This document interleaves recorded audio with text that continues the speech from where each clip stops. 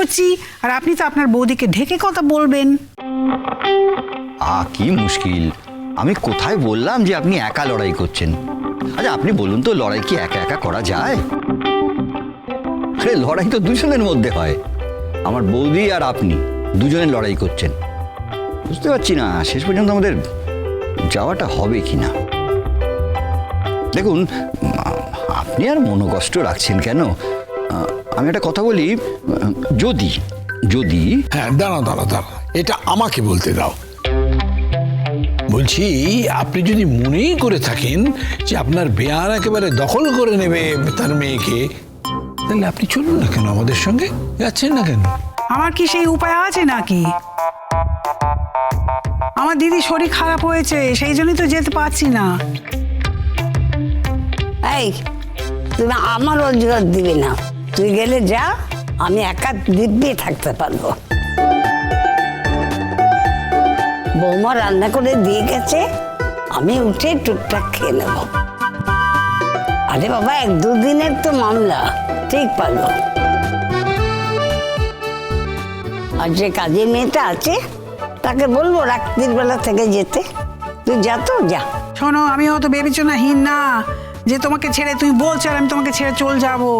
হ্যাঁ, আমার তো একটা বিবেক আছে না, তুমি তো আমার দিদি, তোমার যদি কিছু হয় তোমার ছেলে তো আমাকে কথা শোনাবে, ওদের তো কথা শোনাবে না। ও বড় মাসি, যেতে পারবে? চলো না। যেতে তো মন থেকে খুব ইচ্ছে করছে রে, কিন্তু যেতে ঠিক ভরসা পাচ্ছি না। মাঝ রাস্তায় যদি তোমাদের মুশকিলে পেলি, থাকবে, পরের বার যাবো। আর ব্যাস হয়ে গেল, আমার আর যাওয়া হলো না। যান, আপনি যান, আপনার মেয়েকে 10 হাতে জড়িয়ে বসে থাকুন, ভাগ বাটোয়ারা করার তো কেউ নেই। হ্যাঁ, 10 হাতে জড়িয়ে মেয়েকে ধরে বসে থাকুন। আপনি যেন আমার মেয়েকে কত ভালোবাসেন। কই? হ্যাঁ, এই তো আমরা তো সব এসে গেলুম। দেখো তোমরা রেডি না নাকি গো? সব রেডি তো? আর একজনের কাণ্ড দেখো, এনাকে নাকি ডাক্তার বলেছেন ওনার হার্টে ব্লক বলে এই যে কারি কারি গরম গরম সব অমৃতি গজা সব নিয়ে এসেছে, বুঝেছো? তাতে কি হয়েছে? যার অসুবিধা হয়েছে সে খাবে না, আমরা তো খেতে পারি। হ্যাঁ হ্যাঁ, আপনি খাবেন কাকাবাবু, আপনাকে না দিয়ে উপায় আছে? শেষকালে মাঝ রাস্তায় কোথাও নামতে পারবো কিনা জানি না, মাঝ রাস্তায় জল পাবো কিনা তারও ঠিক নেই। না ঠিক বুঝলাম না, জল পাবো না মানে? আমরা তো জল তো নিয়ে যাচ্ছি। এই জল সে জল নয় কাকাবাবু, নিজেকে মাঝ রাস্তায় হালকা করার জন্য যে জল লাগে সেই জলের কথা বলছি।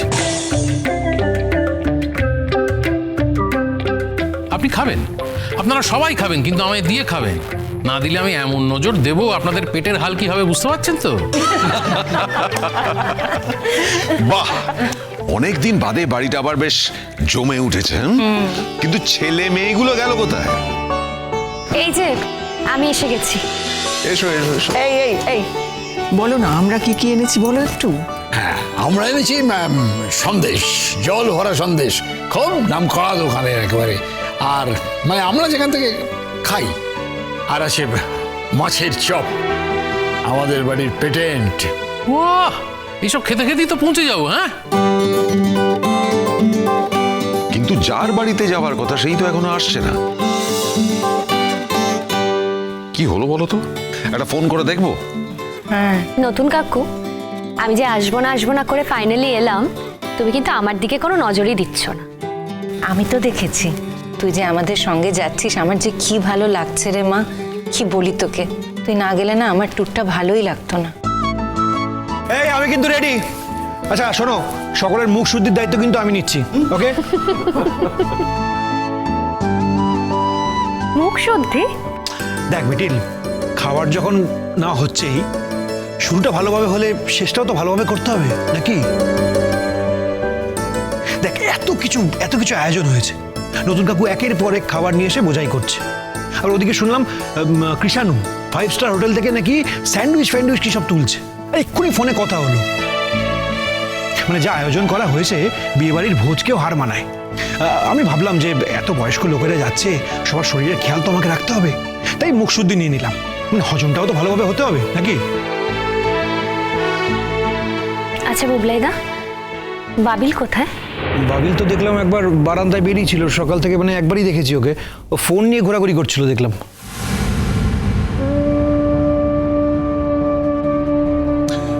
এনিওয়ে, মোটামুটি তো সবাই এসে গেছি। মিঠি কোথায়? এই যে আমি এসে গেছি। আবার বললো না আমার জন্য দেরি হয়ে গেছে। ও মা, তুই না যাবিনি বলছিলি, এখন যাচ্ছিস যে? তুই থাকলে আমি যেতে পারতুম। বারে আমার বাড়ির সবাই যাচ্ছে, আমি থেকে যাব? না, যে লোকটা নিয়ে যাচ্ছে, মানে যার বাড়িতে নিয়ে যাচ্ছে, সেটাতে তোর আপত্তি ছিল?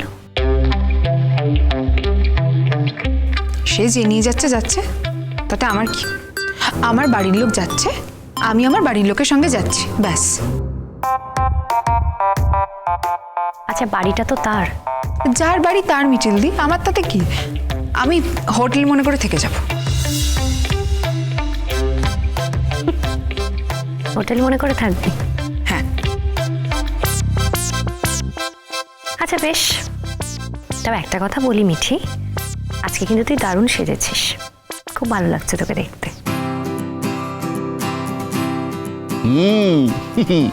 একেবারে চোখ ফেরানো যাচ্ছে না। তুই একটা কাজ কর, তুই আমার পাশে বসে চল, তাহলে ওই জার্নিটা না আর জার্নি মনে হবে না, বুঝলি? কি যে বলো তুমি ছোট দাদু, তোমার পাশে মিঠি কেন বসতে যাবে? তুমি তো একটা বুড়ো। ও, তাহলে কি ও কোনো ছুড়োর পাশে বসবে? আচ্ছা, অদ্ভুত ব্যাপার তো, সবাই আমাকে নিয়ে পড়লে কেন হঠাৎ করে? আরে ও তো কৃষাণু, যাদের বাড়িতে যাচ্ছি তার পাশে বসবে।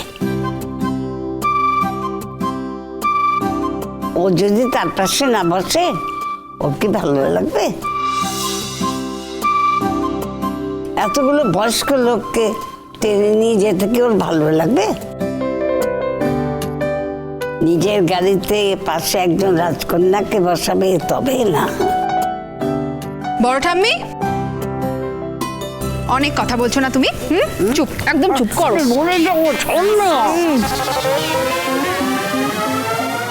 আর বলবে তুমি? বললো কথা সবার মাঝে, যার কথা তার গায়ে বাজে। ওমা, আমার নাম নিয়ে কথা বলা হচ্ছে, আবার যার কথা তার গায়ে বাজে কি? তা নয়, আমরা তো কৃষাণুর কথা বলছি। হ্যাঁ, কৃষাণু তো রাজকন্যা কেবল হাওয়ায় উড়িয়ে নিয়ে যাবে। এখন রাজকন্যা কে? তুই যে রাজকন্যা, তার কি মানে আছে? আর কেউ তো হতে পারে, থাকতে পারে। তুই ধরে নিয়েছিস না তুই একমাত্র রাজকন্যা? চুপ করবে কি তুমি? সকাল থেকে শুরু হয়েছে, এইবারে কারো দেরি হচ্ছে না, তাই তো? আরে বাবা, কৃষ্ণানুই তো এখন অব্দি এসে পৌঁছয়নি। যেমন ইরেসপন্সিবল লোকজন, তাদের সঙ্গে আবার বেড়াতে যাওয়ার প্ল্যান করেছো তোমরা।